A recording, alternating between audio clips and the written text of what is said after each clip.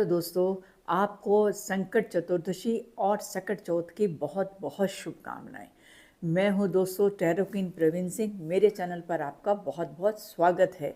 दोस्तों, आपसे एक विनम्र निवेदन, आपको अब मेरे कंटेंट अच्छे लग रहे हैं चैनल पर तो प्लीज़ आप सब्सक्राइब करके बेल आइकन दबाना ना भूलिएगा और ये जो वीडियो मैं देती हूँ उनको अंत तक आप ज़रूर देखिएगा। दोस्तों, आज सकट चौथ है, संकट चतुर्दशी है। माघ महीने की कृष्ण पक्ष की ये चतुर्दशी है, जिसे हम संकट चतुर्दशी और सकट चौथ भी कहते हैं। ये बहुत हमारी महत्वपूर्ण त्यौहार होता है और क्योंकि जैसे कि आपको मालूम है, हम किसी भी पूजा की शुरुआत जब हम करते हैं तो हम गणेश जी की वंदना से करते हैं। आप कोई भी हमारे घर में शादी है, कोई त्यौहार है, कुछ है, तो सबसे पहले हम किसको निमंत्रण देते हैं? हम गणेश जी को निमंत्रण देते हैं। और ये जो चतुर्दशी है, सकट चौथ है, ये हमारे गणेश जी से जुड़ी हुई है, संकट मोचन गणेश जी से जुड़ी हुई है। और ये आप सभी को पता होगा कि ये जो त्यौहार है ये संतान के लिए किया जाता है। तो इस दिन महिलाएं अपना व्रत रखती हैं और संतान की लंबी आयु की और उनकी तरक्की की कामना करती हैं। दोस्तों, अजय की गणेश जी जो हैं हमारे, जैसे संकट मोचन है, वो हमारे बच्चों की भविष्य में भी आने वाली या जो प्रेजेंस में भी जो कोई परेशानी जो कुछ होती हैं और हमारी भी सबकी, वो बच्चों की भी हमारी भी सभी की, वो हमारे उनको चिंताओं को हरने वाले होते हैं। गणपति जी जो हमारे होते हैं और उनको आप आज जैसे आप व्रत करेंगी तो आप उनकी पूजा करेंगी। और ये जो व्रत होता है दोस्तों, ये तिल तिल चढ़ाया जाता है, यानी तिल के लड्डू का गणेश जी को हम लोग भोग लगाते हैं और उनकी पूजा करते हैं। और इस दिन आप विष्णु जी की भी पूजा करते हैं। आप उनको, गणेश जी को, पीले फूल चढ़ा सकते हैं। और आप एक काम और कर सकते हैं, क्योंकि गणपति जी को आपको पता है दुर्वा चढ़ाते हैं हम लोग, तो आप आज के दिन दुर्वा को जरा सी हल्दी लगा के या हल्दी में डुबो के भी आप गणेश जी को चढ़ा सकते हैं। और इसमें ये जो त्योहार है, इस दिन कुछ महिलाएं तो निर्जला व्रत रखती हैं और जिनको थोड़ी कोई स्वास्थ्य समस्या है या थोड़ी कोई अशक्त है, लेकिन बच्चों के लिए तो सब रखना चाहते हैं ना, तो वो फिर निर्जला व्रत नहीं रखती, वो वैसे एक सामान्य व्रत रख लेती हैं गणेश जी के लिए। और इस दिन चंद्रमा जी की भी पूजा करनी चाहिए। लेकिन एक जो बहुत महत्वपूर्ण बात है, इस दिन चंद्रमा को आपको देखना नहीं है। इस दिन चंद्रमा कलंकित रहते हैं, यानी जब आप शाम को चंद्रमा जी को अर्घ देंगी तो आप आंखें नहीं उनको ऊपर ऊपर नहीं देखेंगी, आप नीचे देख के ही आप उनको जल देंगी। क्योंकि कहते हैं कि आज के दिन चंद्रमा को देख के जैसे कलंकित हो जाता है, मतलब कलंक लग जाता है, ऐसा माना जाता है। इसके पीछे भी एक कथा है, पर आज हम बात कर रहे हैं संकट चतुर्दशी की। इसको दोस्तों अलग अलग जगहों पे ना सकट चौथ भी कहा जाता है। मतलब वही है, अपना चतुर्दशी है और सकट और संकट, ये दोनों ये जैसे इनको कहते हैं हम। और इनका मेन हमारा जो आशय होता है, वो हमारा आशय यही है कि हमारे बच्चों के जीवन में आने वाली जो भी कोई समस्या है, उसके निवारण के लिए माताएं भगवान गणपति जी की पूजा करती हैं। दोस्तों, भगवान गणपति जी बुध ग्रह से भी जुड़े हैं, तो आप गणपति जी को, और बुध ग्रह हमारी वाणी का भी होता है, तो आप गणपति जी को हरी वस्तुओं का भी आज के दिन भोग लगा सकती हैं। क्योंकि पीले फूल हम चढ़ाएंगे, हम तिल के लड्डू चढ़ाएंगे, तो हम उनका हरी वस्तुओं का भी हम उनको भोग लगा सकते हैं। कि दुर्वा हरी होती है और मैंने उनको बोला आपको उसको हल्दी में डिप करके आप चढ़ा सकते हैं। क्योंकि ये जो व्रत है ना गणपति जी का, ये काफ़ी महत्वपूर्ण है। और गणपति जी जो है कि या तो मतलब जब मैंने कहा ना हर संकट को हरने वाले हैं, आपके जीवन में भी ये नहीं कि हमारा बच्चों से ही कनेक्टेड हैं गणपति जी।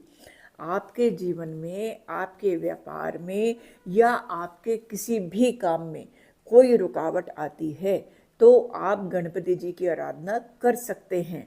आप मतलब जैसे कि जो हम लोग जो मंगल होता है उनको भी जैसे क्या कहते हैं, हम लोग मंगलवार को हनुमान जी को प्रसाद चढ़ाते हैं ना, संकट मोचन को, तो हम गणपति जी की भी पूजा करते हैं।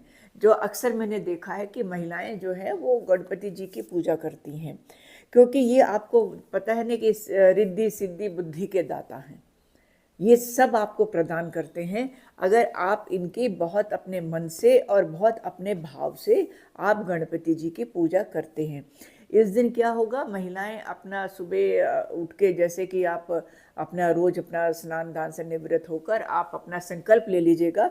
आप संकल्प लेकर अपने बच्चों के भविष्य की सुख, उनके लंबी आयु की, उनकी तरक्की की, सबकी कामना करके आप उनको शाम शाम को भी आप उनकी गणपति जी की पूजा करिए और अपने पूरे मनोभाव से करिए, जो आपके मनोभाव हैं, जो आप गणपति जी से कहना चाहते हैं। क्योंकि मैं हमेशा एक बात कहती हूँ कि पूजा बड़े सरल भाव से करिए आप, उसमें कोई दिखावा नहीं, कोई कुछ नहीं। जितनी आपकी सामर्थ्य है, जो सामान आपके पास है, उससे आप करिए। तो आपको मतलब किसी से कोई ऐसा हमारा कंपटीशन नहीं है कि उसने इतना किया हम इतना करें, नहीं। आपको तिल है आपके घर में, आप घर में बना लीजिए। आप अगर कोई आपको समस्या, आप घर में नहीं बना सकती भोग, तो आप बाजार से मंगा लीजिए। नहीं तो आप थोड़ा सा भोग घर में आप तिल का और उनका मावे के उसमें तिल के लड्डू का बना सकती हैं।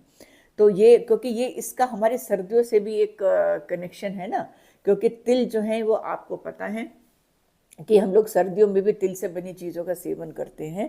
तो और तिल से और बहुत सारे भी लाभ होते हैं, पर ये अलग अलग विषय हो जाते हैं। पर आज हम बात करते हैं इसी के संकट चौथ की या संकट चतुर्दशी की। तो जैसा कि मैंने आपको बताया कि ये हमारे संतान के लिए है और उनकी लंबी आयु, उनकी तरक्की के लिए हमारी माताएं जो हैं वो रखती हैं। और एक सबसे महत्वपूर्ण बात मैं आपको बताने जा रही हूँ, जो दंपति संतान पाने के इच्छुक हैं और वो अभी इस सुख से वंचित हैं, और वो तो वो क्या करें, वो आज के दिन वो भी गणपति जी की पूरे मनोभाव से पूजा करें। बहुत उनके अपनी कामना लेके गणपति जी के पास बैठें, संकल्प लें, उनसे प्रार्थना करें कि वो उनको भी संतान सुख मतलब संतान सुख दें आपको। मतलब ये आप उनसे प्रार्थना कर सकते हैं। दोनों पति पत्नी संकल्प लेकर ये गणपति जी से ये प्रार्थना कर सकते हैं। और जिन्होंने अभी तक पूजा कर ली होगी सुबह, वो शाम को भी पूजा कर सकते हैं। और ये जो दो मैंने बातें आपसे कही हैं, ये आप संकल्प लेके गणपति जी की पूजा करिए।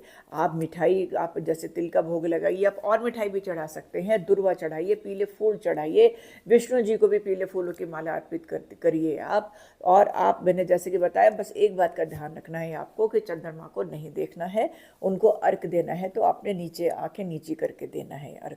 तो ये हमारा, क्योंकि जितना ये आज का दिन है वो आपको सभी को पता है कि बहुत महत्वपूर्ण है। तो आप उम्मीद में, आप, मेरे को यही उम्मीद है कि आप बहुत अच्छे से गणपति जी की, आपकी जो भी अपने सब अपने बच्चों के लिए, हम तो माताएं हमेशा बिना किसी स्वार्थ के अपना, क्योंकि एक माँ बाप ही होते हैं जो बच्चे के लिए बिना स्वार्थ के सब कुछ करते हैं।